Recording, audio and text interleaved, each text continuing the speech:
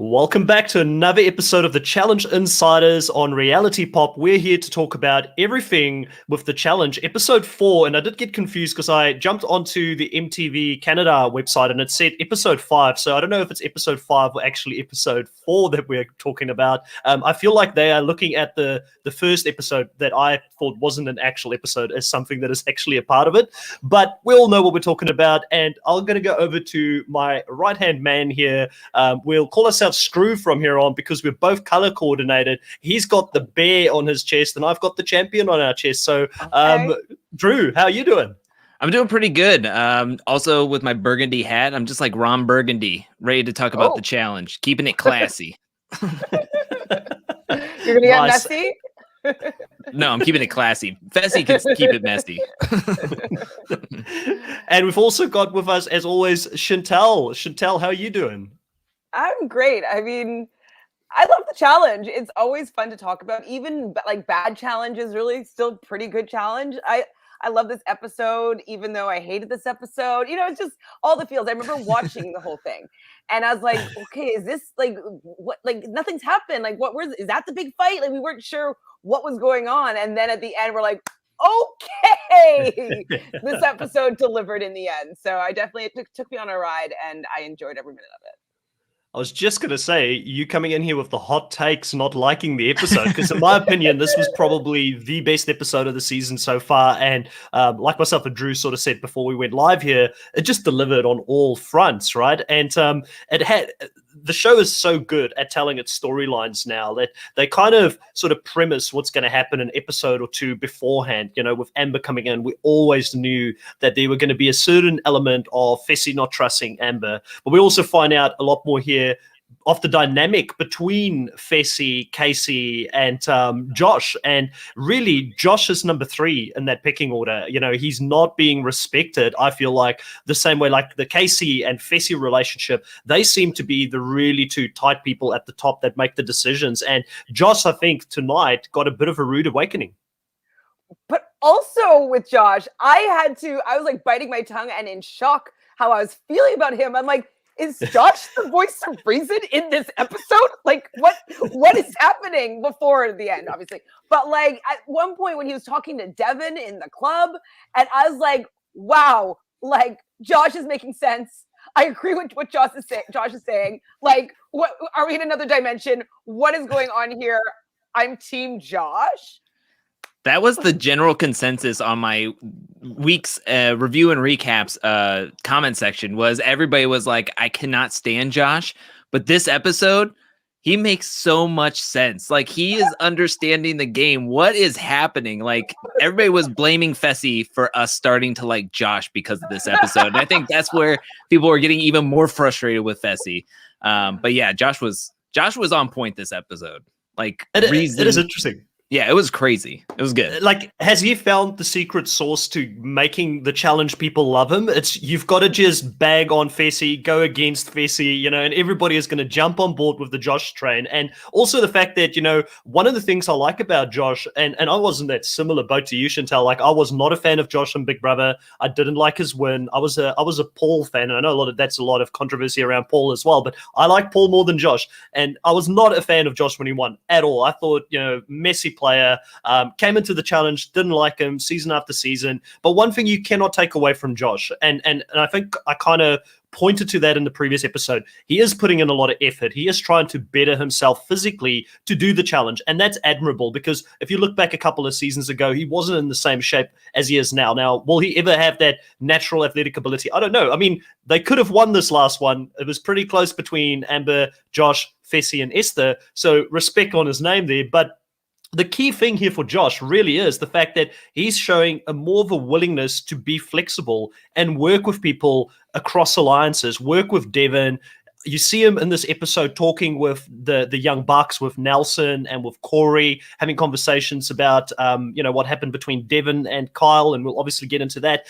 You know, so Josh, to me, he's just showing that he is someone that is willing to be flexible. He's willing to do different things and mold his game. And, you know, if he continues down this trend and if it continues on, like, I think he's going to become more and more like, I mean, yes, I can see your face there, Chantal. He has the blow ups, but doesn't that make for good TV though? I don't know what to say here.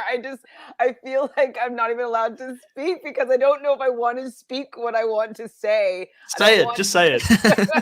Say it. We love the realness. It's in your name, reality realness. Big Brother Alliance, this most strategic member is Josh, and he's probably the most valuable member of the Big Brother Alliance. Dare I say that? Oh my gosh. Yeah, that's what I feel though. I do think that he's the most strategic. I do feel that he has an understanding for the game. I think he's learned, like before he was always looking for the fights in a way just to put him in front of in the center of attention. He was even doing this in the last few episodes this season, but there seems to be something that clicked. I don't know if it's him hanging out with Devin more and getting more of the strategic side of things, but I do think that I literally don't mind him the most out of Big Brother. And obviously Amber. I like Amber. I think, and what? Sorry, you go ahead, Drew. No, I was gonna say to go into the why Fessy and Casey might be closer. They were on the same season of Big Brother, I believe. No, so I mean, no. No. So they both won. They both won in different seasons. Wait, they are the same season. Oh my God, he was in Faute. They are the same season. Oh my God. Sorry, Fessy. Yeah, Fessy and Casey are from the same season, so I think that's where their connection comes from. Like they lived in the house, they know the same people, they run with the same like Big Brother crew, and so them being together coming in to do their same rookie seasons. Josh was there earlier before them, but I think they kind of discount him because he's not as athletic as them, or he's not from the same season. Yes, he won, but I don't even think that Fessy's like, yeah, he won. I should listen to him because he knows the end game. But I don't know. It's kind of hard when Fessy says that he respects winners or people who won something when I think he feels like he should have won or could win in a better, quote unquote, better way. So I do think he sees Josh that way, but I also think that that's why he's third. That's why Josh is like lower on the Big Brother. I don't even know if Josh is third, maybe in the Big Brother Alliance, but I also think like in a different alliance, Josh is lower than other people.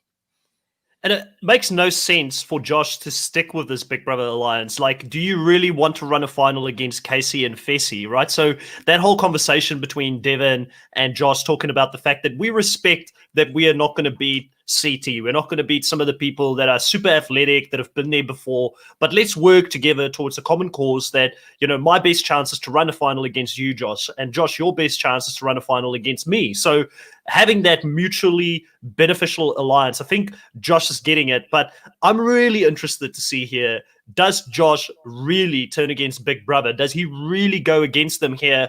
Or will he pretend to still be with them moving forward and then sort of make the move towards the end of the game? Because I feel like if he goes against them here, he's also been protected by people like Casey and Fessy in the past. Like the previous season, Fessy and Casey won a lot of the dailies, and obviously they were never going to come for him. And also Fessy now already having won 2 out of 4 of the dailies. It is impressive. So there's a certain element of safety that comes with that, even if they don't strategically want to do what you want them to do in the game. I kind of feel like Josh is going to turn on Fessy next episode because of whatever they were setting up. And I think Casey basically said, like, if you do this, you're dead to me or something like that. So I don't know if he wins the daily or he rallies the vote or whatnot, but I feel as though Josh is not going to let this go. And I think that he's going to come and retaliate for nothing better than the storyline. But like, I don't know if it's great for his game, but get Fessy out. Like he is winning he's won twice. Like he's strong. Want to try to beat him at the end. You might as well get rid of him. Maybe you're going to win when he's not around. So I think that he's going to come for him.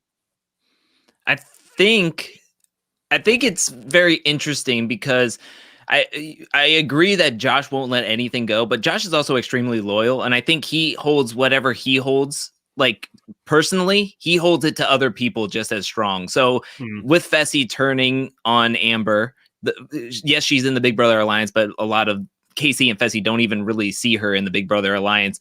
And then Josh is taking this as a personal kind of attack because that was his partner.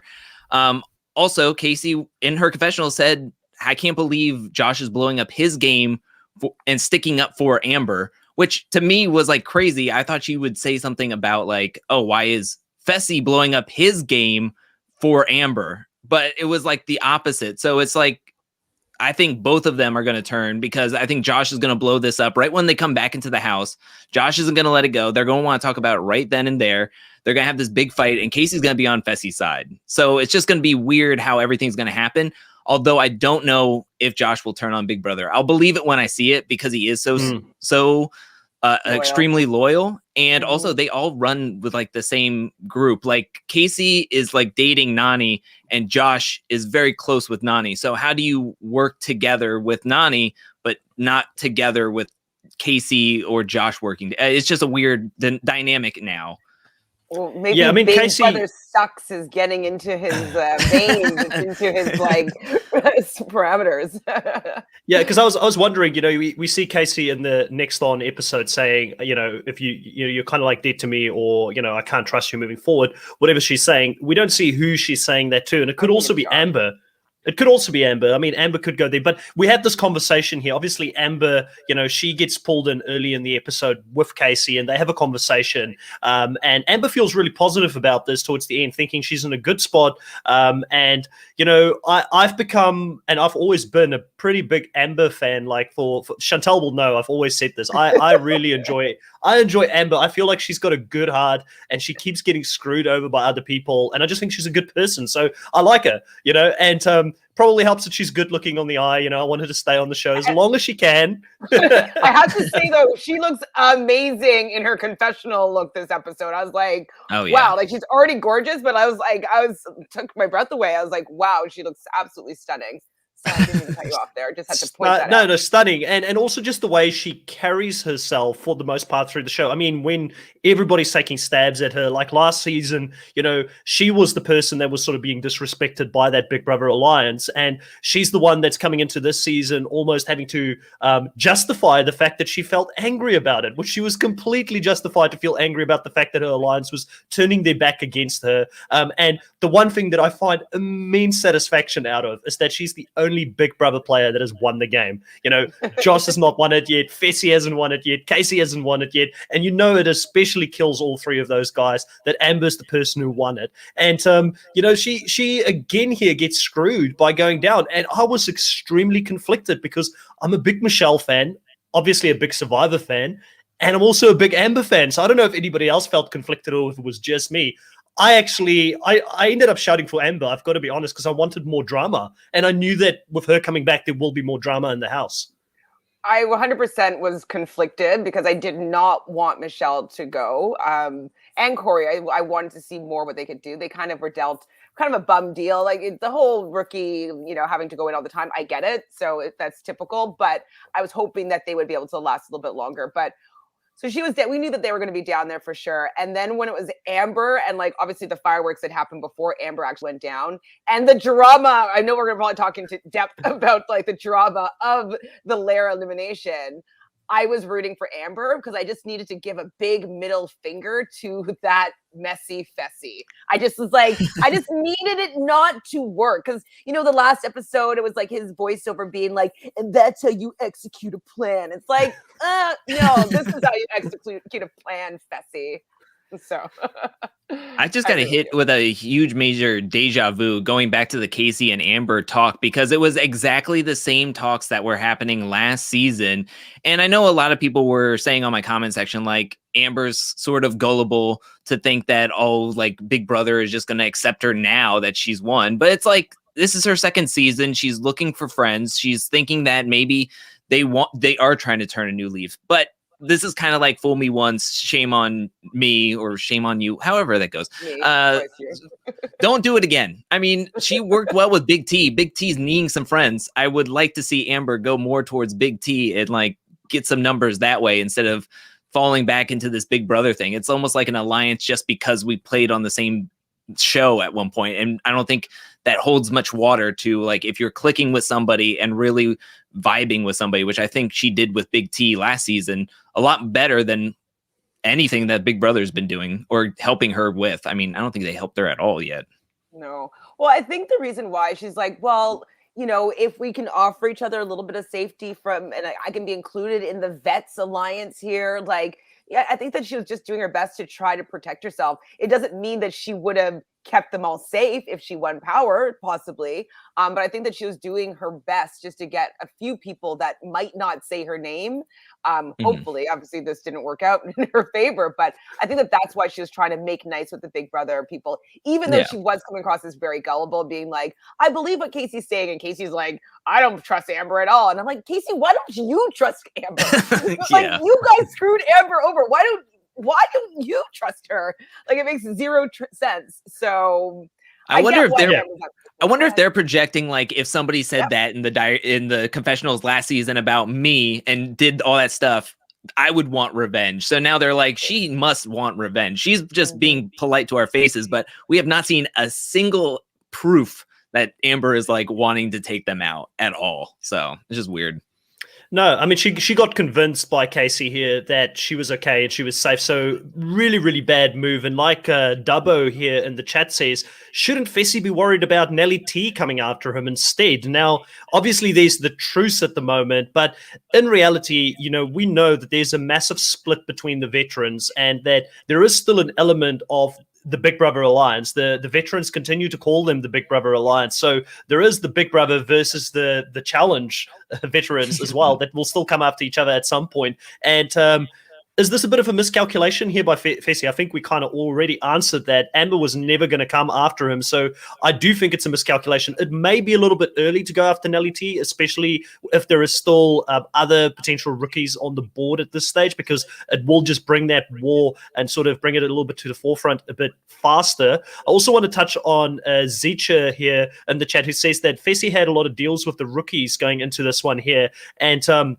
there was that tweet by Amanda as well, where she said there were other reasons why Bettina wasn't sent down in this one, the Lair elimination round, because it does sound like he potentially wanted to get to know her a little bit better, Chantal. I think that they did get to know each other in a bathroom together at least once, is what I heard. I won't share it on here because it could be a spoiler, but I was watching a live that they did yesterday. So Fessy was live with Amanda, and they were spilling some tea, and then her freaking phone paused, and like I didn't get the full tea of it all.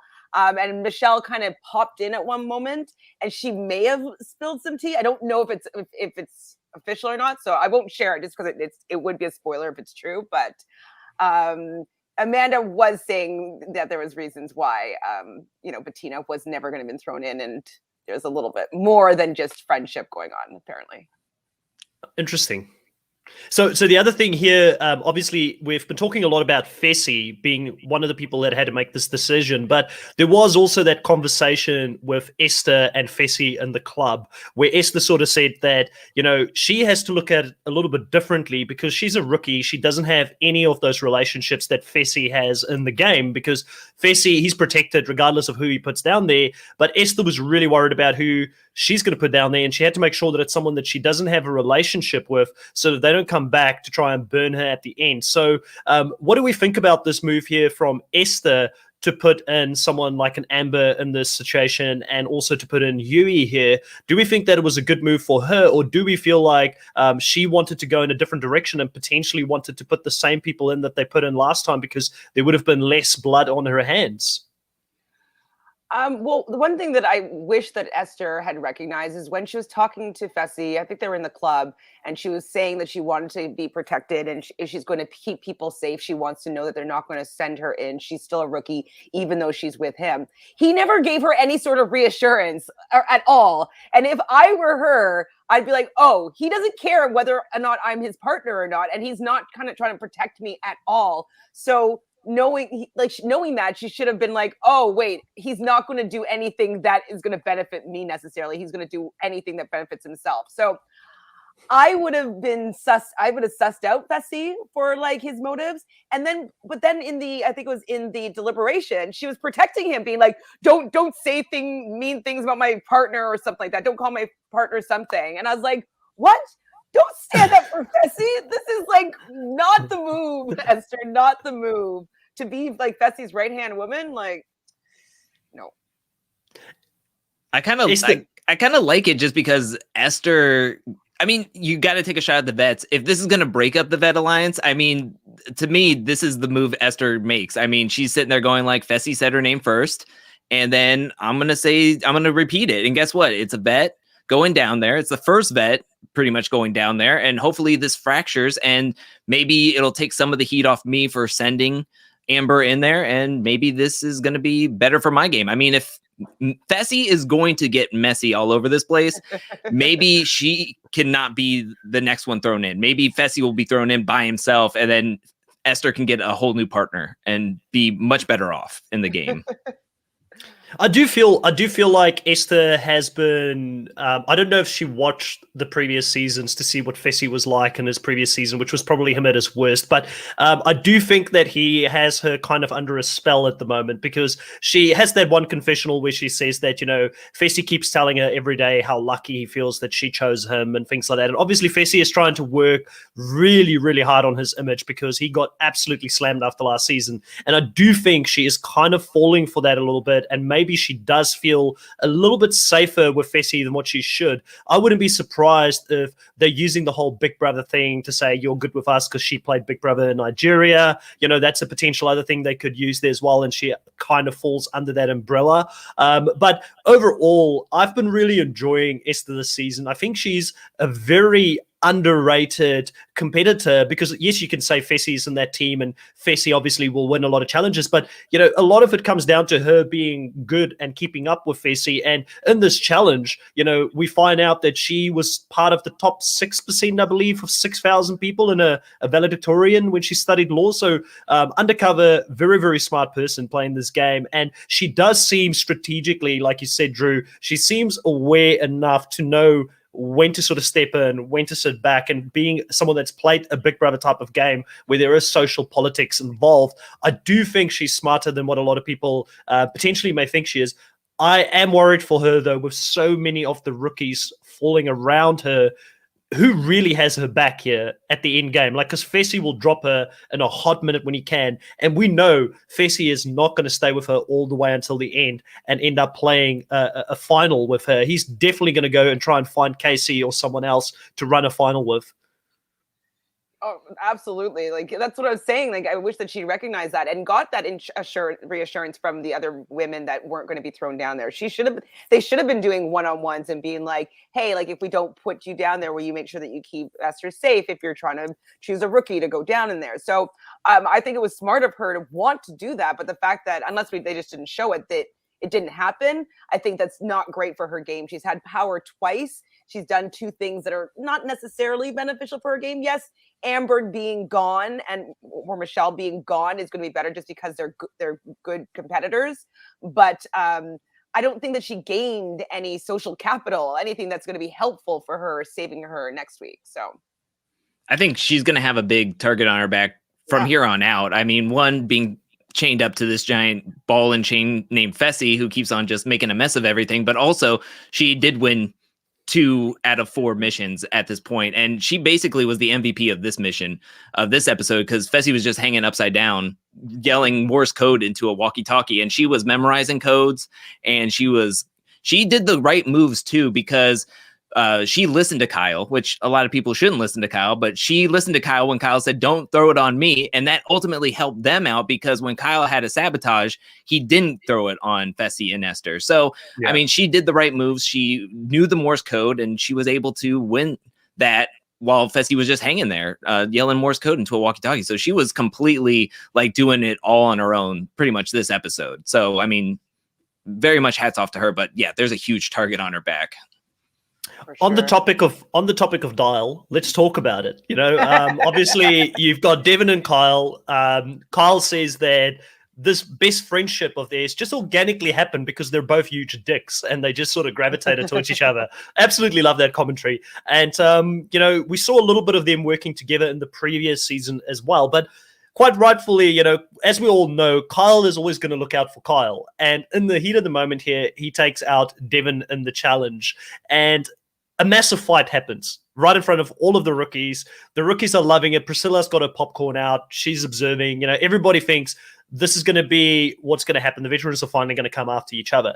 But both Devin and Kyle, and Devin maybe in the heat of the moment, he went at Kyle a little bit too much in front of everyone there, but he does talk to his man Josh, and like you heard it right, his man Josh, and he calms down a little bit, and they sort of clear the air between them. But there's this massive sort of weakness, a chink in the armor now when it comes to Dial, where the rest of the veterans have seen this, and I do feel like the storyline is being set up that Kyle is going to be thrown in pretty soon, because you've got Nelly T, you've got Corey, Josh, Fessy. Everybody has noticed this now, and there's going to be a target on him. I don't think they'll throw him in from the start, because he is attached to Amanda, and Amanda has got some good sort of links with some of the young bucks and other people in the game. But I do think Kyle is in somewhat hot water here, and he made a massive, massive judgment error going after Devin here, someone that was never going to come for him, and they're supposed to be working together.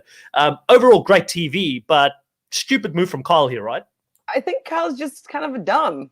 Like, I think that's really just it. Like, Devin's like worried about what he's going to do in the heat of the moment, making a rash decision. It's, well, Kyle isn't that smart, and he doesn't think 10 steps ahead, and he's not that strategic. He was thinking like, oh, right now, they're like, let me do better. Like, you know what I mean? He wasn't thinking like, oh my God, if I do this and I'm going to do this. And he's not so like strategizing like Devin would be. And so I think that what the fault is that Devin thinks that Kyle is smarter than he actually is. I'm also annoyed though about like Corey and Nelly so like mad at him being a snake. He hasn't really done anything that snaky. He made a mistake in a competition, and he's definitely getting a lot of heat for it. So I don't know why I think they just have to have something to say in confessional, because I don't think it was that big of a deal. I agree that I think it was blown out of proportion. I also think that there is some strategy to why Kyle decided to throw it on Devin, and it's because that we have Anissa and Logan still in that heat going on, and they already won a mission already. And then you have Fessy and Esther, who already won a mission earlier in the season. And so with Devin as his best friend, thinking that he could smooth over anything if he sabotages Devin and Emmy, who haven't won anything. And honestly, they weren't like in the lead or anything. Like, they didn't have two capsules already opened up. I mean, their whole thing was like, whoever's winning will be fine. Yeah. Like, just let them win. They weren't in like the biggest lead or whatever. And then Kyle like snipes the win or something like that. So I think he was trying to hedge his bets, keeps a bridge open, because him and Fessy were not on good terms last season. And we all saw what happened there. So Kyle doesn't want to like destroy that so early in the game in episode 4 and get thrown in because Fessy is like, oh, you sabotaged us that one time or whatever. So I think that was the strategy to it. And yeah, and I think everybody's just having their notebooks open. Everybody's taking notes because they know the vet's truce is going to be over sooner rather than later. So they're getting like hyper focused on like whatever happens. Oh, even if you're close to Kyle or Devin or just like said hi to him once in 56 days, like that's what's going to happen. Like, they're just going to be like, oh, Kyle, you're a snake, I'm going to throw you in because that's a reason. I don't have any other reason for anybody else, kind of thing.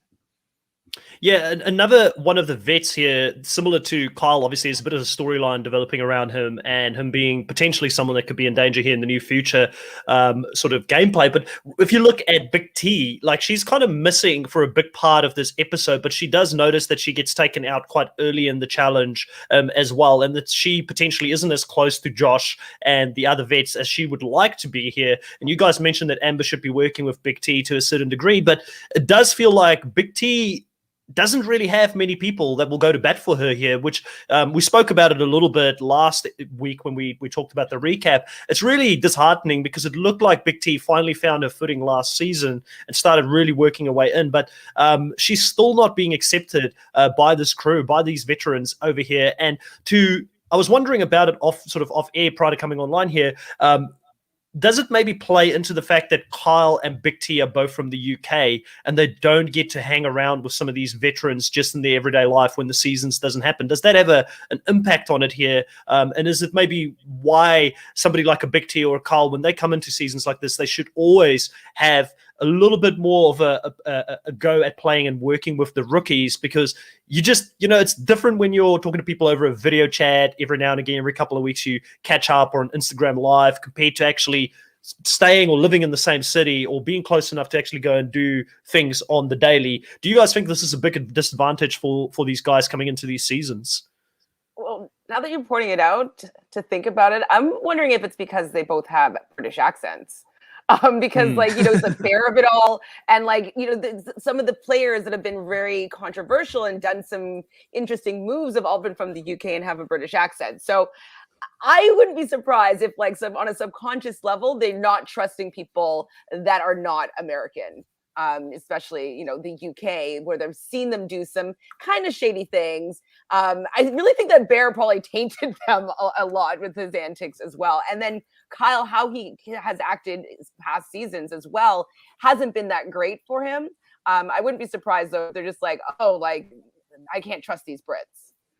I think you bring up an interesting point about how it's like they don't get to hang out, because I think there was somebody either in the aftermath or something that was talking about how, or it was in the episode 0 when they were talking about like, oh, all these people that are in here, they've been to like their weddings or their baby showers or been their best man or something to that effect. It's like these people have been friends for years, and you're coming into the game trying to like get your footing and try to wedge yourself into something, but you're never going to be as high up on Corey's like hierarchy than say Nelson, who was there for all of his like baby showers and like there for every birthday or just being there on a daily basis. But I also think that last season really hurt Big T's chances coming into this season, being with so many rookies and them being international as well. I think a lot of the rookies being international kind of hinders Kyle and Big T, because that's how they're going to view them. And then also, I think both of them just get underrated a lot because they're not the most physically fit or anything to that effect. I think they're always looked at as like, say, last season with Big T, and coming down to the stretch, Big T and Kyle were the ones that everybody had their eyes on, wanting to throw them into the elimination because, oh, that's the easy win. That's who I want to go up against. So I know I have a spot later down in the game. So I think that's always going to be a factor, that they're just going to keep on being looked at as either smaller or not as muscular as, say, like a Nelson or Corey, where people don't want to go up against them because it could be a hall brawl and get absolutely rocked by them being hulkish and doing their Nelly T boot camps. So don't even get me started about that Nelly T boot camp, Drew. Chris, did you see what genius was a part of our social media? Like, did you see it, Chris? No, I didn't. No, at all. Okay, share it, Drew. You have to share it because it was in your story, right? So, or is it actually on your Instagram? It's on my IGTV, whatever. That was like my first one, but I did like an infomercial for the Nelly T Boot Camp DVD series. Did you show me the come grab the girls? Come to daddy's, and it's just hey.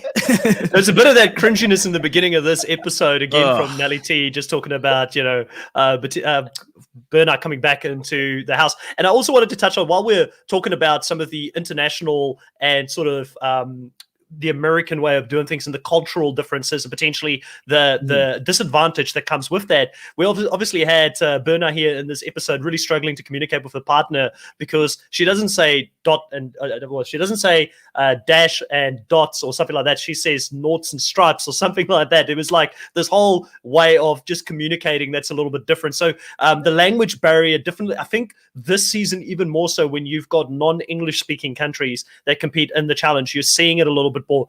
I don't mind it at all. I love the fact that the show's become very international, but it's interesting because some of these players, they're competing in a game, and we've seen this before with Nam coming in, where English isn't his first language, so sometimes he struggles to express himself properly, and that puts a massive target on you and a bit of a disadvantage. And it's one of the reasons why I feel like if we get really good international players like a Jenny West, bring her back, like, make the playing field a little bit more equal, bring a champion back, give Kyle and Big T someone there that they can work with, that they're close with as well, to even the playing fields a little bit. But obviously they've got the reasons for why they're doing what they're doing on the show. I did want to talk, Chantel, sorry, you look like you want to say something about that.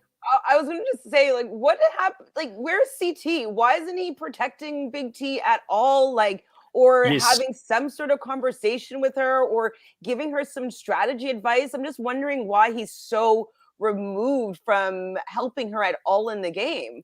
I find that to be quite surprising that it seems like he's completely like, we're not friends, I'm not talking to you, I'm not helping you, kind of casting her aside. I'm wondering what's going on there.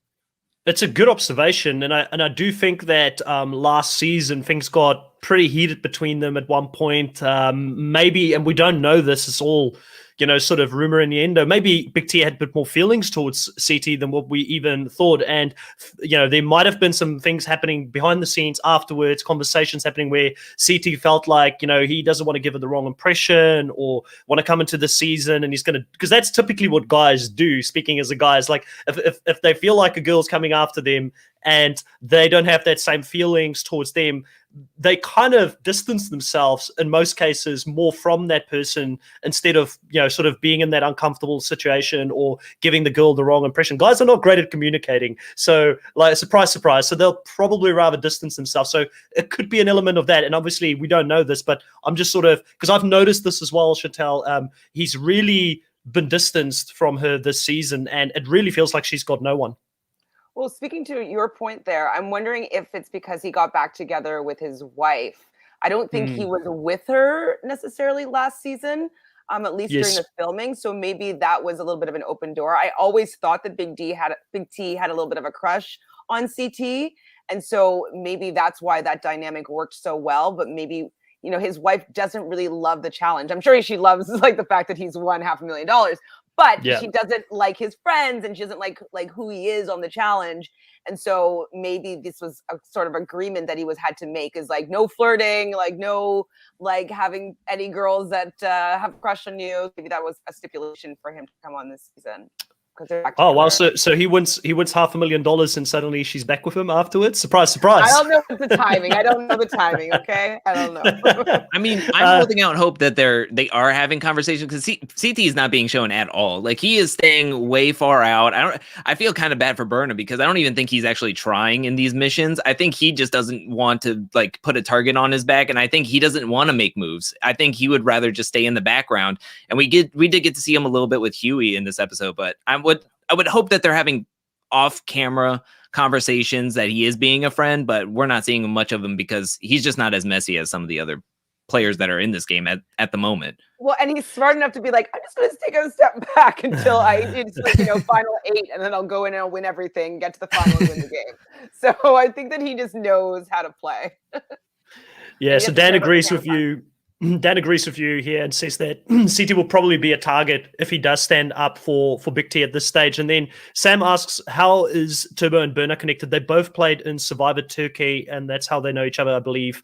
And then he also says, bring back Turbo. I'm a big fan of Turbo. Anytime anybody says bring back Turbo, I'm always on board. But I do think that he may or may not have been banned from the show because of what happened with what was his name? Jordan, there we go. I had a mind blank there for a second. I like Jordan as well. It's a shame that it got to that point, but I think that what production may have realized is that somebody that is as highly trained as Turbo in martial arts, like the guys are like, you think of Chuck Norris, he is like the Turkey Chuck Norris, like this guy can kill you, and I think that probably production, they had a lot of people that season sort of getting him off Jordan and trying to prevent him from killing Jordan there. And Jordan, fearless, absolute fearless to go after a guy such as Turbo. Turbo is a different beast. I hope he comes back. I hope that they can find a way. But I also sort of am aware that Turbo is playing in some sort of movie at the moment. He's become a bit of a movie star over in Europe now. So I think he might be just too big for the show, actually, to come back, to be honest, which is a shame. Okay. Good on him, right? Good on him. But Chantel, I wanted to, while we're on the subject of Big T, sort of rolling back to that, you're the romance specialist here I was on the gonna panel. bring this up right now. I was like, before we leave Big T, that's really what I was going to introduce. We're in sync. We've been doing this for a while now. We're in sync. Yes. Oh my God. Obviously, I'm obsessed with that duo. I really hope that there is a love connection going on. A couple episodes, you saw them dancing together in one of the club scenes, and I was like, I see you guys in the corner there kind of grinding it out. So I'm loving their flirtations that's going on. I think that it's good for Big T to feel a little bit good. I don't think she feels great about being in this game this time around. The last season she was with CT and she had him motivating her the whole time and getting some wins, and people were really championing for her. And so in this season, everybody just hates her and doesn't want to include her. I think it just feels good that she has somebody that she likes a lot, that wants to spend time with her, that allows her to be outside of the game and not feel like such an outcast. So I think it's great for her like just her mental state, her mental health, having him around. And I would love it if there's actually a love connection going on there. I ship them. I ship them. Yeah, it sounded like it was all about the personalities, as they said, and just them gelling well together. And I find Big T's flirting just endearing. Like, she doesn't have a filter, doesn't look like she's subtle about it at all. And I just love Big T. So anything that Big T does on screen, like, it normally brings a smile to my face. And she's just such a positive person. So I really hope that something does come from that for both of them. But we do know that a lot of the times with these romances, it kind of just lasts for one season, and then next season they come back and it's not a thing. So let's talk about the other love connections here on this episode as well. Since we're on the topic, obviously we see Amber also getting close to is it I keep forgetting Jeremiah. I keep missing Jeremiah.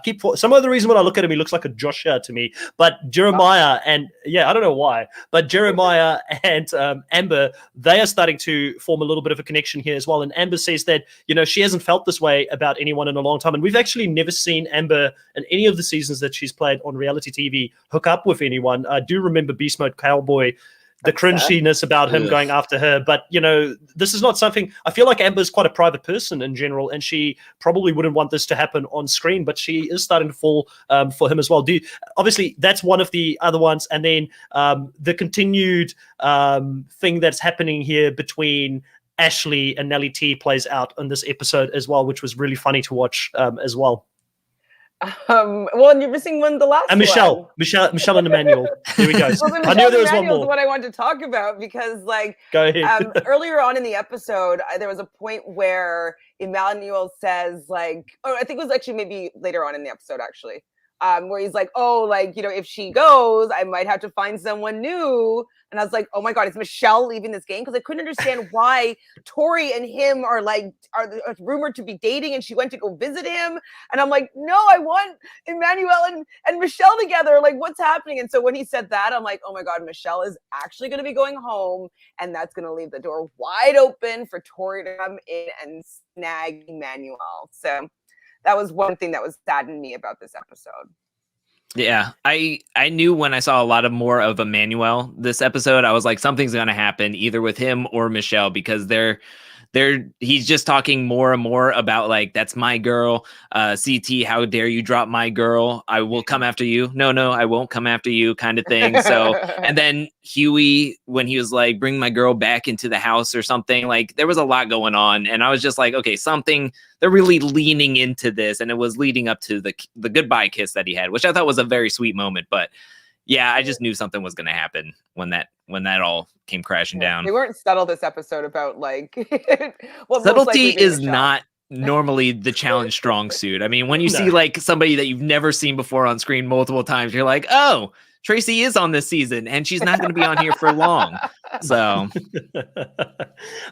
also, let's talk about the actual challenge for this episode, because we've spoken around it quite a bit. We obviously know Josh and Amber does pretty well. We know that Fessy and Esther ultimately wins this. But what did you guys think of this challenge?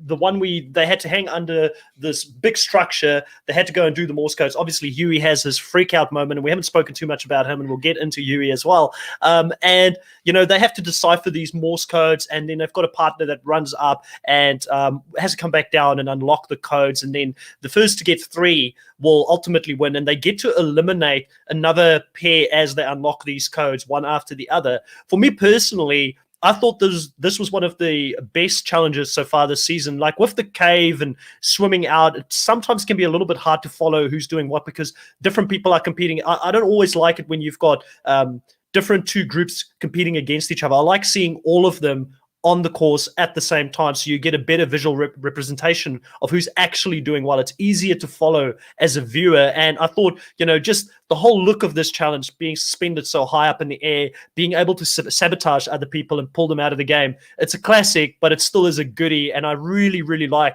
how they put this challenge together, and also really happy that no one actually,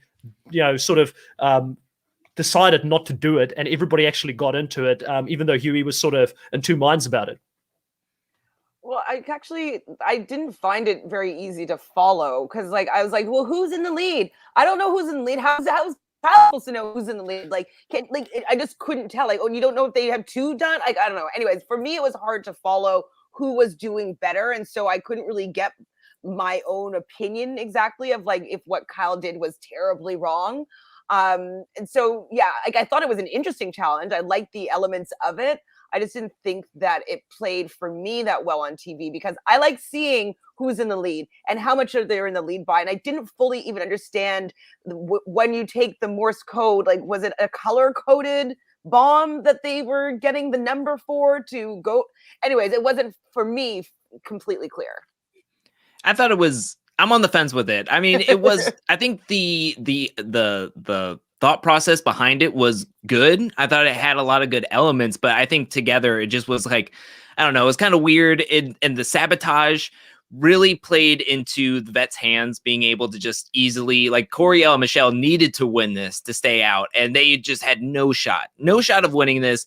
Also, like, Coriel was having a malfunction with his harness or something. Like, he couldn't move as well as everybody else. So, I mean, I just felt like there wasn't a great chance for everybody to have a shot to win this with the sabotage element. I love the sabotage element, but can it happen a little bit later down into the season when everybody's at each other's throats rather than episode? It kind of reminds me of I Spy from last season. It happened so early that everybody was just like, okay, I don't know who to sabotage. Like, everybody has a clear decision because everybody is on the same page right now. So it's like, okay, well, we'll all just want each other to win in our heat too, because they don't have the rookie team. And if you do have them, just take them out and then you're good. Like, it just seemed like it was a little bit too early to have it, but I thought it had some good elements to it. I'm looking forward to next episodes, as that one looks way more intense and it looks a lot more exciting. I don't remember what that one was. That's where the wall with the puzzle pieces, and they have to go under the barbed wire, and they have the safe and everything. Like, and then Gabo's like freaking out, and there's an ambulance coming in. I mean, it looks like it's going to be very intense. Yeah.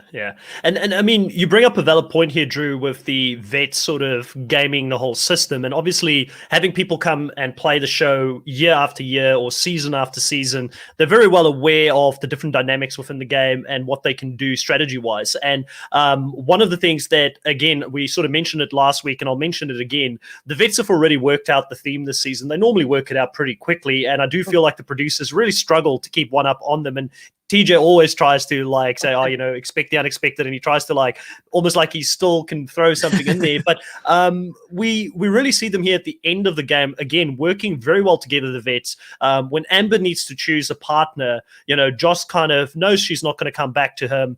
Mouths off, listen, choose Devin, and CT also points to Devin, because I do think Amber probably for a split second thought, why don't I go back to the person who helped me win last season? CT would be a good partner for me in the game, but that would have put the biggest target on her and CT in the game so early on as a previous duo who've won the show. And they do choose Devin here smartly, because that means that Gabo and Emmy now is going to be the only rookie partnership going forward. So again, the vets are a couple of steps ahead. They know how to game the system. They know how to pick individual players and put them in and pair them together in a way that it makes sense for them long term to stay safe. So really, really impressive stuff here from Amber, Josh, and CT, I thought, at the end of the episode.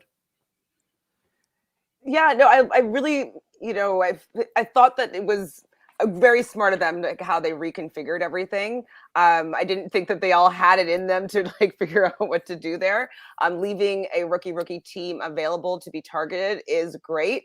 But with these new rules of this game, it doesn't fully matter if you don't trust the person that's in the agency. And so I'm wondering if Amber is still going to be feeling like, ooh, I can't trust the people in the agency because they literally just turned on me.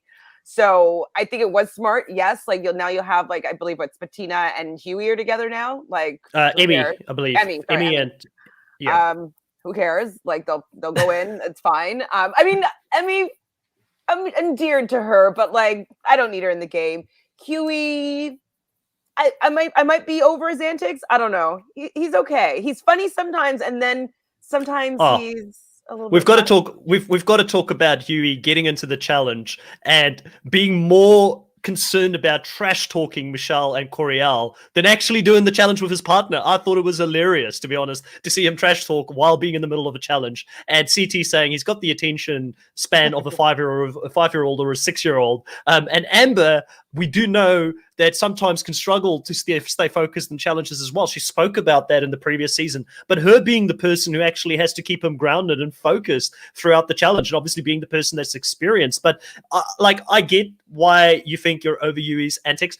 I'm still here for it. I still find it hilarious. I still find the fighting between him and Ashley hilarious. And ultimately, I was happy for him that he won here. But I also like Coriel, and I did feel for Corey at the end when he went out and he said that he kind of did to Yui that society has done to him always, and it kind of hit him afterwards where he felt really down about that. And obviously it sounds like him and Yui, I actually did watch the aftermath before coming onto the podcast this week. I actually had time to watch it. It sounds like they've squashed things as well, even though they had a little bit of bickering even in the aftermath. It was quite funny to watch. But overall, I'm still here for Yui. But I forgot who did Yui end up with here at the end of the episode? I forgot.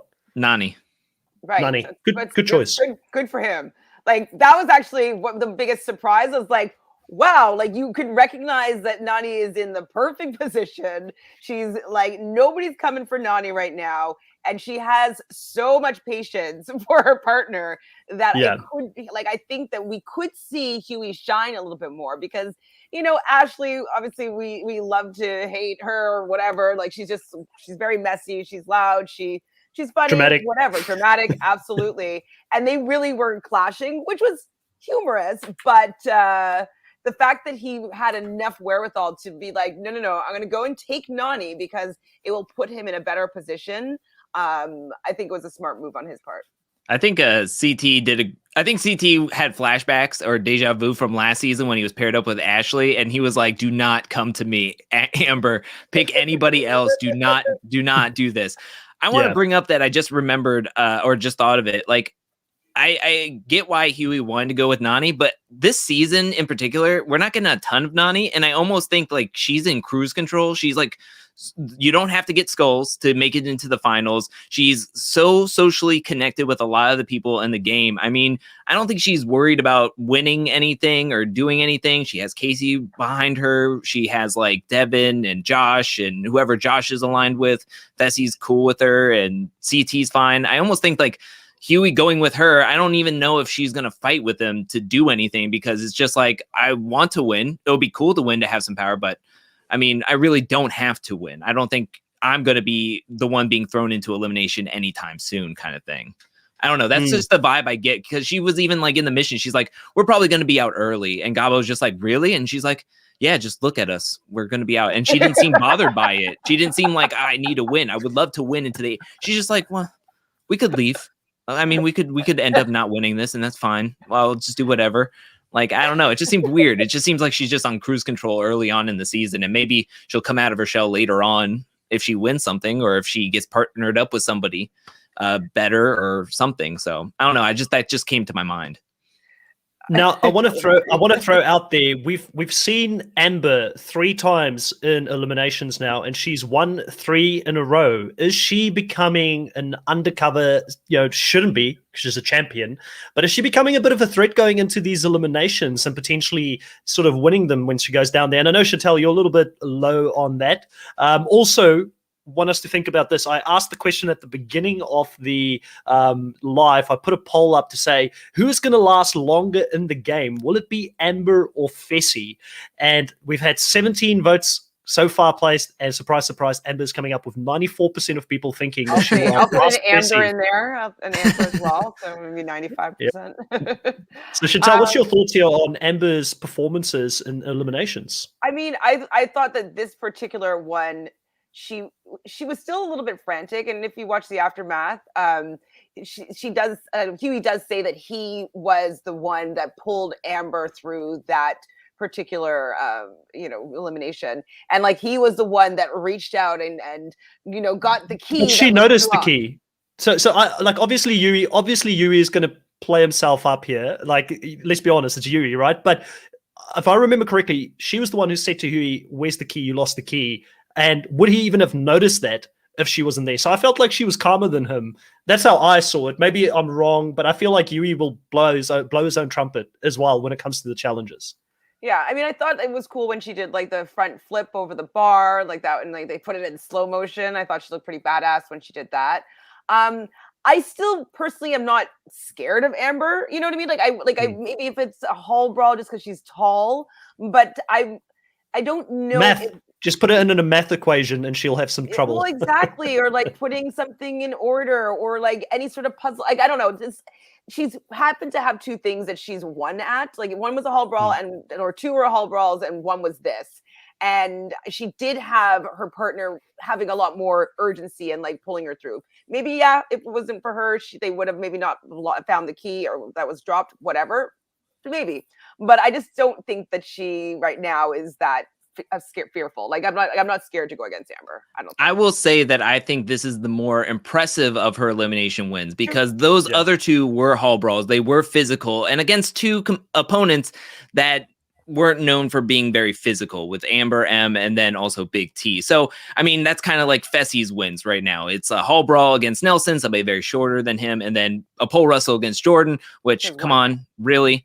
And they were both solo. So for her coming into this elimination, being blindsided by somebody that she, we'll put it in quotes, she thought she could trust, coming in, having to be partnered up with somebody, and somebody that I don't think she's very close with, going up against two people that have won an elimination together already. I think that this is definitely more impressive that she was able to work with somebody that maybe she wasn't familiar with, going up against opponents that, yes, are rookies, but have worked together on multiple occasions and have won an elimination together. So I think that this was kind of impressive in my book that she was able to do an elimination and win it. That's something besides a hall brawl or something physical, and it's being solo against somebody who is smaller than her. So definitely props to her that I felt like it was more impressive, especially with Huey like being frantic in the middle of it. And she's like, shut up. Like, let's go. Like, we're winning this.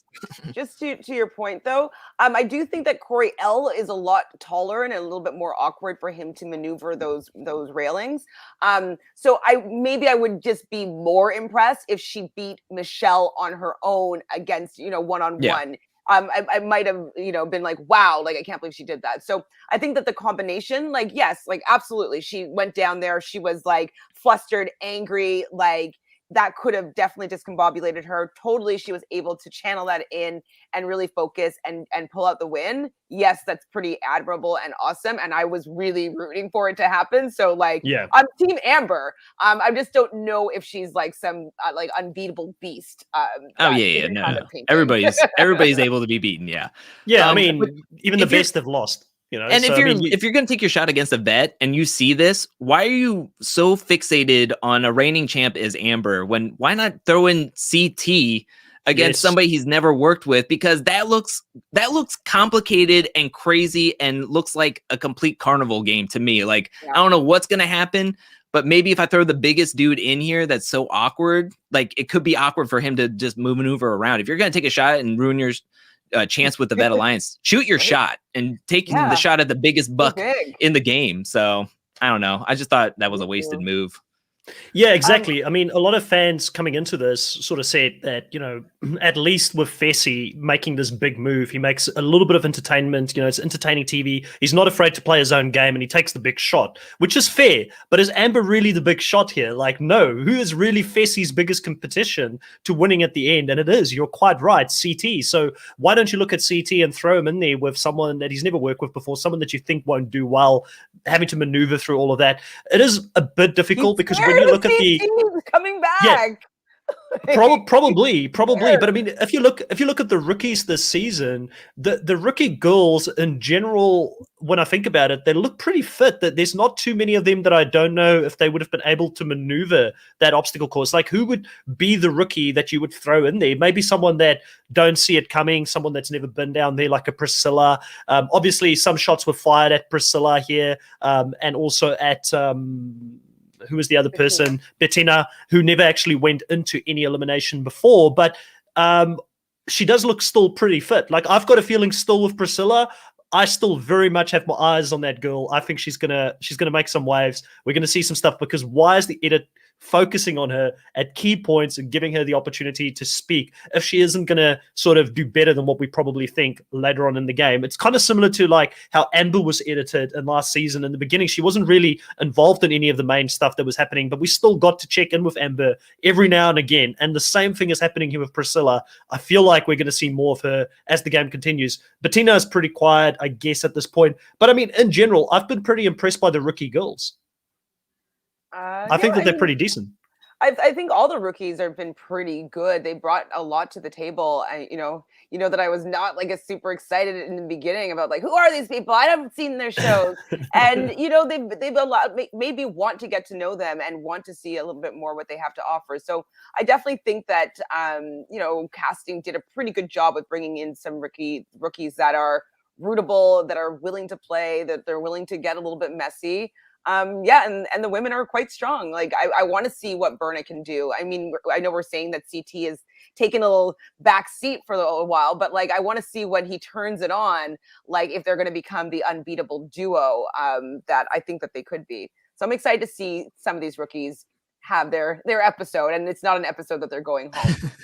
To answer your question though, I would have thrown in CT and Bettina. I mean, I don't think they are very close in the house. We haven't seen either one talk to the camera. Though.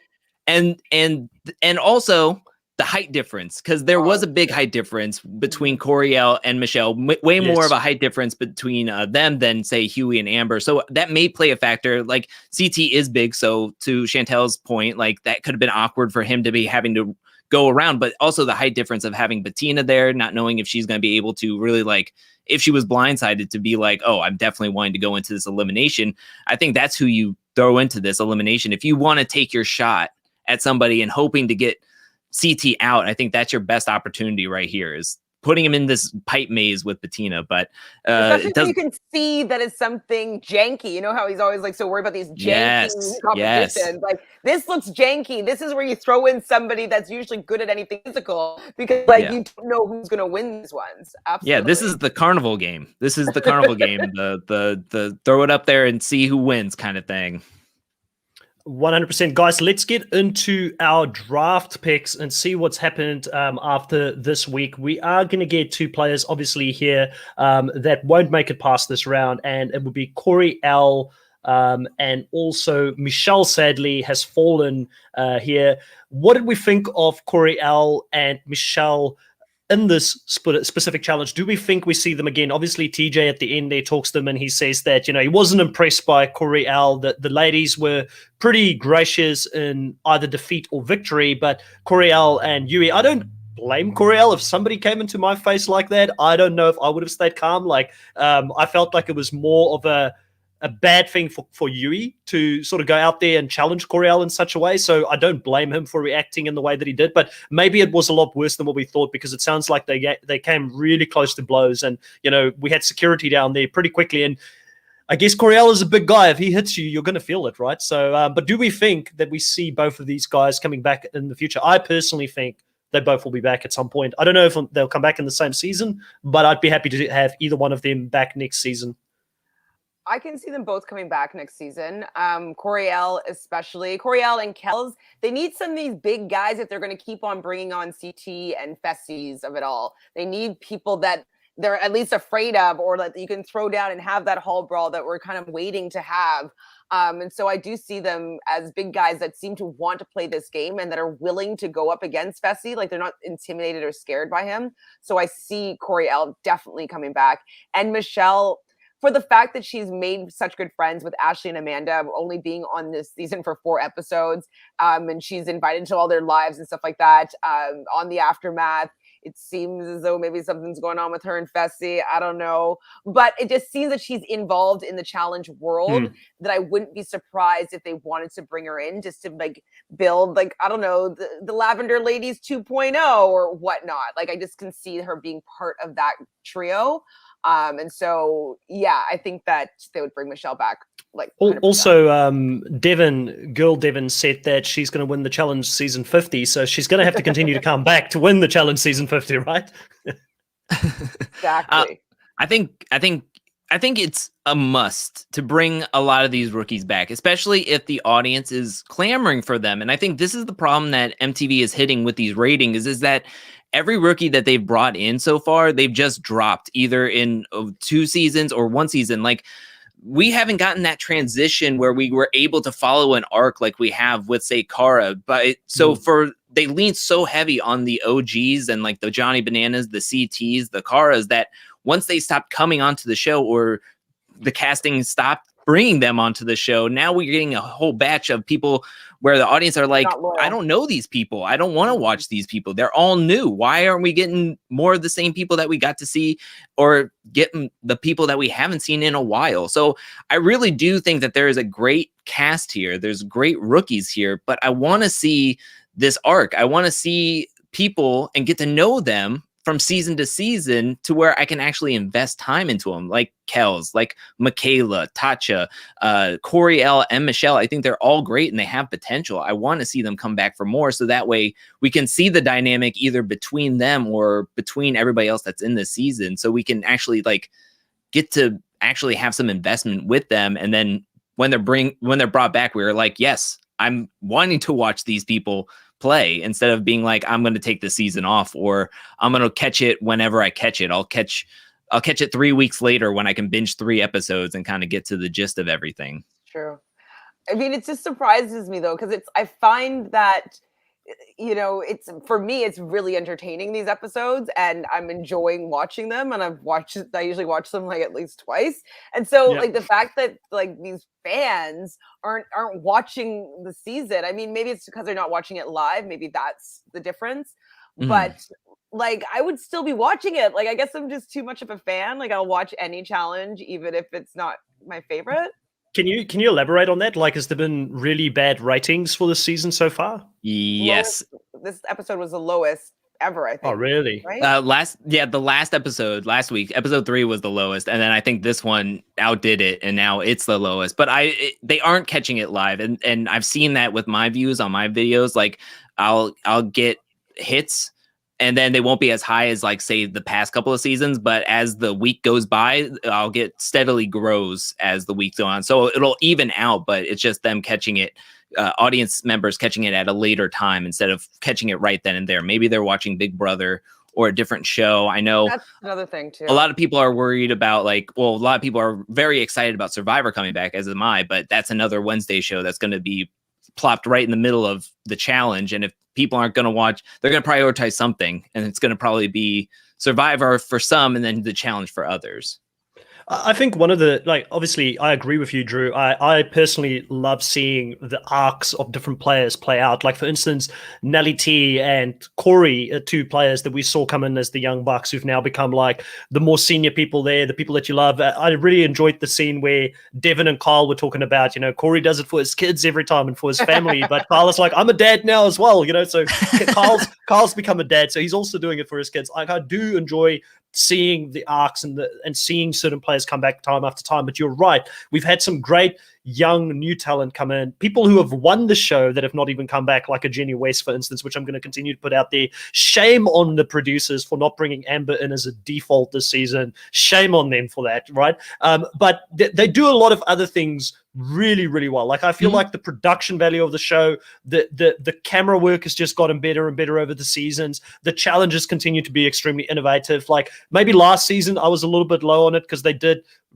rinse and repeat quite a few challenges down in the arena, but also think that they were trying to figure out how to do things in a COVID, not to put everything back to COVID, but probably in a COVID world, certain things were harder for them to work out, and it was the first time they had to do something in a bubble, so maybe that limited them a little bit. But there's a lot of things. The way they edit shows, I mean, having Corey next to Bettina talking about how Bettina is going to do the ... and, you know, Corey saying, no, he doesn't get it. Like, they are so good at creating an entertaining TV show. So, like, I feel like they've got the recipe for something successful here. They've just got to work on the arcs, and maybe it's a good time now to look at Battle of the Seasons, and let's bring some shows in. Let's bring, like, if you're going to do a Big Brother and a Survivor, bring a Survivor season in, bring a Big Brother season in. I would love to see Survivor Millennials versus Gen X being represented as a group. just putting it out there. It doesn't have to be millennials versus Gen X. Big Brother 19, one of the challenge seasons or one of the real world seasons or something like that. Just, maybe it's a sense of doing that and bringing more fans to the show because they will watch it for that. Like Michelle being on the show, I think was a good thing. I would have imagined there's a lot of fans in Survivor that love Michelle that would have watched the show this season for the first time just because Michelle is on there. So I still think it's a good strategy to tap into some of these other shows, but you have to consistently keep with them. And also a really, really bad thing here is I really think that the producers, they think that any bad press is good press. So they continue to bring someone like Fessy back. But I don't think there's a lot of people the guy's trying this season. I don't want to just bag Fessy the whole time, but there's a lot of people who just don't like him. So the fact that they're seeing Fessy and Casey and Josh continuing to return, I really think is not a good thing for them. And people might just be like, "No, I'm not here for it for a third season in a row. I don't want to watch this." My mom doesn't want to watch Fessy and Josh. She's like, I don't know. Like, I don't know if I want to watch this season. I don't want to see them again. But one thing just popped into my head about the whole ratings thing, well, with the fact that half the cast is international and they can't watch it live. Yeah. So they're bringing it, there's spending all their social capital, bringing in all these people with huge followings in Africa and huge followings in the UK. And it doesn't actually translate into US ratings. And so that's something that should be taken into consideration as well. Half the cast is literally not American. Yeah, that's a very, very good point. And I do agree that I think this season is despite the ratings, I think the season is doing its thing. And I actually think that it has a lot of good points to it. I'm not saying that I actually am thinking that I'm actually having more fun with this season than say the last couple of seasons. Yeah. But it's just that though. It's not grabbing the people. And I think maybe they need to go back to the drawing board. Let's not go leaning heavy into the spy theme. Let's not call the house headquarters. Let's not call TJ a handler or everything doesn't need to be a bomb. Let's go hang out at the house and do a battle of the X's where you're just running up and down with some beach balls or whatever and dunking them in and you're not trying to run into each other. Let's go back to what worked. And maybe you'll grab some of the older fans of the challenge that maybe are now just catching it casually when there's nothing on a Sunday night and you watch everything on Hallmark. I mean, that's what I'm just kind of throwing out there. 100%. No, guys, I do want to sort of finish this off here with looking. Normally we do our power rankings towards the end of the day, but I kind of want to focus and flip it around. Who do we think are the people that are most in danger? Now, obviously, Gabbo and Emmy is off the table. They'll be an automatic house vote. We would assume. We might come back next week and something different happens, but I very much doubt it. Poor Gabbo. So who outside of Gabbo and Emmy, poor Gabbo being a deer in headlights here, who do we think, if we had to look at the people outside of them, who are most in danger potentially of going in, and who's the vet that potentially is most in danger at this point of going in as well? Because there has been one vet thrown in there. I wouldn't be surprised if we saw a combination of a vet and a rookie landing in the lair next episode as well. What if it's just they're going to go for a Kyle and a Big T? Call them out. Yeah, it's possible. That storyline has been told for a while now, so I very much could see something like that happening. I think as a duo, Big T and Jeremiah, I think, could be on the hot seat. I mean, Big T's name has already come out. Amber has been in once. I wouldn't be surprised if she got said again. Maybe Berna, because she's also been seen. She's seen in elimination as well, so I think she could be also in danger. Emmanuel has also been brought up, but I don't think with him being with Casey, and if Casey likes him and Casey has a lot of friends in the house, I don't think he's going to be really targeted anytime soon, especially if they like their duo. So I would say Gabbo and Emmy, of course, and then maybe Berna, Amber, and Big T as being nervous. I know Jeremiah has already been sent into the elimination, so I think Big T and Jeremiah would be the duo. And probably a Kyle. I mean, they talked about him enough this episode that he's probably going to be sent in, and Huey. I would think those two are the guys that are on everybody. Huey definitely is in the hot seat. He did. Yeah, definitely. I mean, I like him, but I don't you know what I mean? He's Huey. I'm sure I'd like him in real life. By episode 4, I'm kind of like, it's like that song that you keep on listening to over and over again, or it's like stuck in your car, and it's like, oh, you like the song at the beginning, and now it's on like a downward spiral, where you're like, okay, it's the same song, I get it. I mean, but maybe it'll upturn if he lasts longer. I don't know. Yeah, I mean, I agree with all of you guys. I was very surprised that Ed wasn't mentioned as someone that is a potential threat. Like, if you were to throw Gabbo down there, would you throw Ed against Gabbo, two big physical guys to take each other out potentially in a challenge such as that? So, I mean, because remember, I don't think Ed is going to be the house vote, but he could still be one of those individual rookies that gets selected to go down there. So that potentially could be someone on the board. I do think that Amber probably becomes a bit more valuable now to that counter vet alliance against the Big Brother, because she is very vocal against Big Brother now. So maybe some of the Big Brother people would still want to throw her in. If a Casey or a Fessy one, I could see that happening. But I almost feel like there are other players in there that may take advantage of having Amber as a sort of a free agent that they could use against that Big Brother alliance when the bigger war sort of happens. And also Amber now being in a duo with Devin, I think is interesting, because Devin and Josh are working quite closely together, and Josh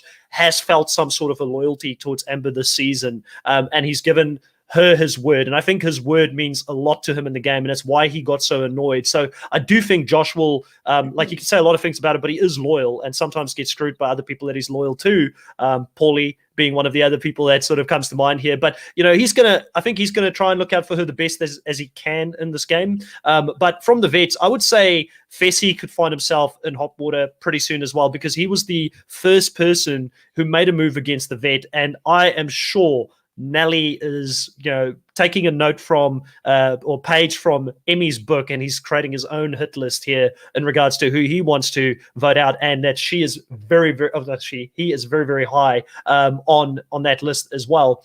For people that are safe, I think it's pretty much everybody that we've got in our top teams, right? I don't think we're going to see a C tier, Ashley, a big tier. I feel like Amanda's pretty good. Corey and Casey, I don't see any of those top 6 players that we've chosen going anywhere anytime soon, right? No. I would add in my little third in Devin. I mean, he seems really tight, especially getting picked for his 3rd time. So if I could just toot my own horn, Devin. My next three are probably... with his speedo, with his skull speedo that he had. And Devin is someone I feel like now that players such as Wes and Bananas have sort of moved on, they're really banking on Devin to take that role as someone that's going to continue to come back time after time again. He's good in confessionals. He's good at the strategy in the game. You know, I remember a couple of seasons ago, people said that Devin was a poor man's Wes, but I do think that he's now beaten Wes, you know, out in an actual elimination round. So I do think that you know, good choice, and he's again shown that flexibility, the willingness to work with people that he was against in the previous season. Also here, Dolores is saying, watch out for CT. He is playing slow and low. And that is kind of what CT does every single season. And then he just gets to that point where people forget about him. I don't know how it works consistently. And then he bloody wins the show. I want him to do it again, just because it's like, guys, like, figure this out. Like, his game is pretty transparent, but I want to see him win again. That'd be hilarious.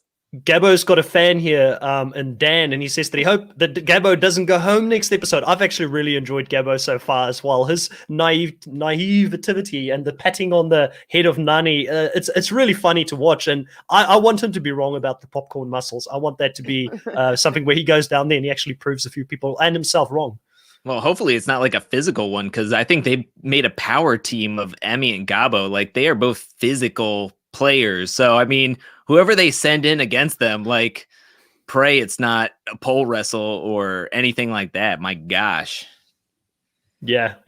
Also here, Christina says that Corey is a good shot at coming back. He actually got an aftermath. Kels didn't. And I think that, you know, again, I could say it's the distance thing, or maybe Kels wasn't that interested after leaving the show. But I do hope that they bring Kels back, because I like both of them, but I really feel like Kels has got very much potential to come back and do extremely well. And you guys correct me if I'm wrong, because I know my knowledge, my history of the challenge isn't as accurate always. But Bananas, his first season, wasn't he one of the first people out in that first season as well? Yeah. So, and he became Yeah, and he came back and became a mainstay, and obviously have won more than anybody else. So, just because you're someone that goes out early, over a decade ago, though. yeah, I don't know if Kara he was has the 10 same way. years until he's Kara was the same. Yeah, and Evelyn. yeah, mhm. Rogan.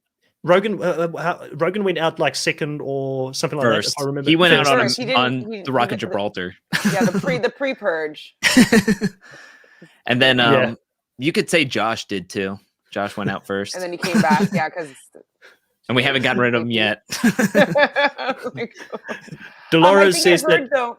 Sorry. Dolores said here that if gosh, Gabbo's got to go because he didn't even know who the handler was after watching the season 2 or 5 times. I thought that was really funny, to be honest. And also, by the way, we didn't talk about this, but TJ getting out his phone when the fight was happening, just not giving them any attention, and then having to shout at them to shut up and get back to it. I felt for TJ. He sometimes must feel like he's like a kindergarten teacher being out there with these players, especially when Josh was playing. I think that because he's a vet, right? And so do you notice all the vets are just like, let these young kids have their fights. Like, we're just gonna stay in the background. So he's kind of doing the same thing, okay, these new kids want to fight. Let me just text for a bit, and then okay, let's get this back to on track. So yeah, I think that he doesn't really have time anymore for these antics. He's too old. Ashley stopping Josh, most iconic moment of the episode. That was quite funny to see, especially, because Ashley can pop off as well. So to calm somebody that's popping off, really, really funny to see. Guys, I think that's it. I think we talked about everything, unless there's anything else that you guys wanted to bring up that you feel like we missed in this episode. What a great episode, and looking forward to the rest of the season. Well, speaking of Ashley, I thought it was hilarious when she was just like, "Do not pick me." Yeah, that was great. Oh my gosh! Don't even pretend like you want to be partners with him anymore. She's like, "No." So now at least she's in a duo, which is great. And the other thing that we didn't really talk about was I thought it was great how Corey L went and talked to Fessy, and he was trying to be like, "Listen, we know we're going to be the house vote. We know we're going in there, at least allow us to have who we want." And I thought that was really good. He was at least thinking for his, what would be best for him, best odds for him to potentially win with Michelle, so that they both come out victorious. So I liked seeing that some action was being taken. If they were going to be going down, not that they were lying down, they're like, well, if we're going to go down there, how about we make a deal about this? You give us what we want, and we're not going to be coming for you. We're not going to be mad at you. And I thought that was smart of them, even though it didn't pan out in the end. It was a good effort. Yeah, and also speaking on that, Corey L mentioned in the aftermath that he actually tried to do some rookie moves and try to be like, hey, let's work to throw Kyle and Amanda in. Who's with me?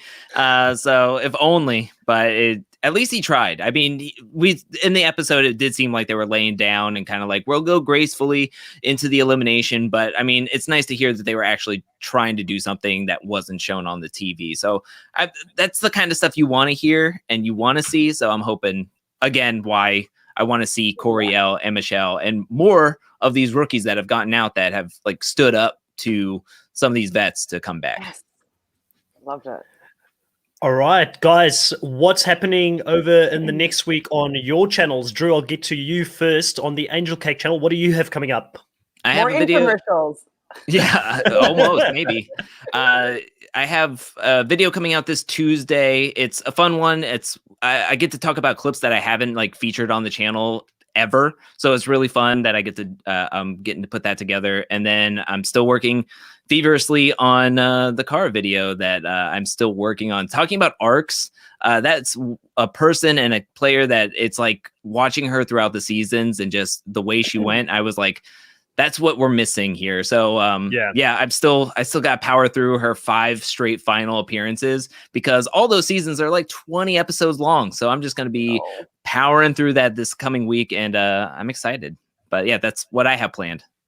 Yeah. Well, I'm looking forward to that so much. We're going to have to try and see if we can pull some strings and get Kara to react to that after you've done that. We'll see what we can do, because I reckon that would be something that would be really cool to see. And I'm still here for a Kara return at some point. I would still want to see her get some redemption, to be honest. And she's been away from the show long enough now. Polly, just not Polly.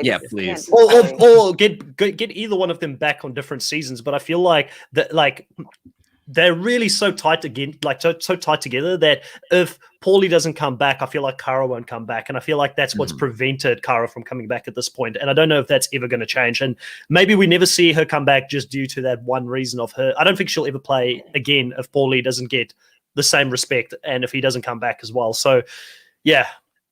It's sad, but I think that's where we're at. There was a rumor that she had retired, and then she said, like, no, that's not true. So I don't know why she would be like, no, that's not true, if like there was stipulations around whether she was going to come back, and it's only if Paulie can come back.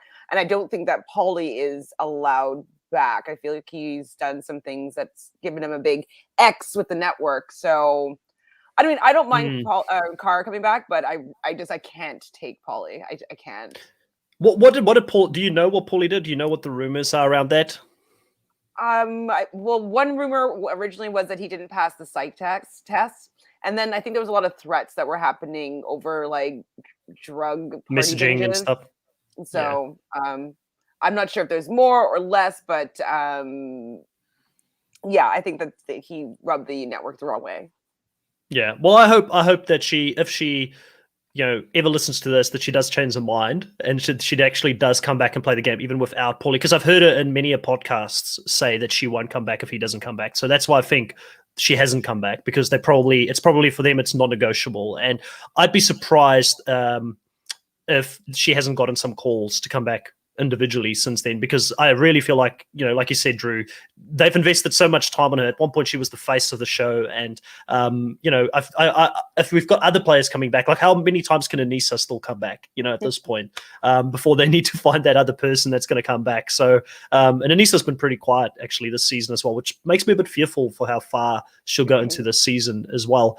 Chantel, coming over to you, what do you have coming up on your show the next week? What am I doing? We're still doing. What are you? The question is, what are you not doing? Because you're doing so. Yes. Well, you know what? It's actually a lot more chill because Love Island is over, so like I have a lot of my life back. So Bachelor in Paradise, couple days a week. Tanya and I will talk about that. Obviously here with you guys on Fridays, Saturdays. I talked to Sarah from Nerdtainment about Survivor South Africa. Have not seen this episode yet. Going to watch it right after this. Don't spoil me. And is that it? And I'm going to be doing the live feed updates with Taryn tomorrow in the morning. Oh, so that's about it. Great to be a part-timer then. Right.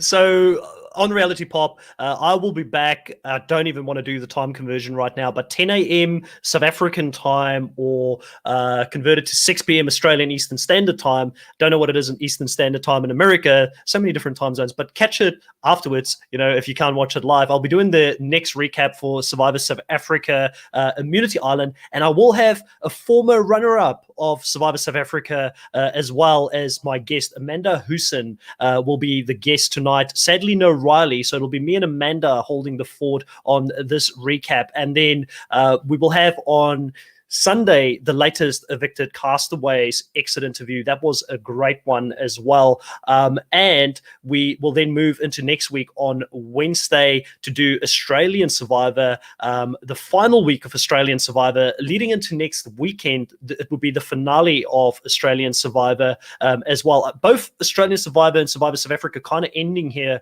around the same time, even though Australian Survivor started so much later because they do the 3 episodes a week. And then after that, I'll predominantly be yours, guys. I'll just be on the challenge recaps. Really looking forward to being a part-timer as well. We'll be doing this again Friday next week at the same time, 8 p.m. Eastern Standard Time over in America. It's been great talking to you guys. We've had a great live crowd again here. A lot of great questions being asked. Great to see you guys so active in the chat. And we'll catch you next time. Goodbye.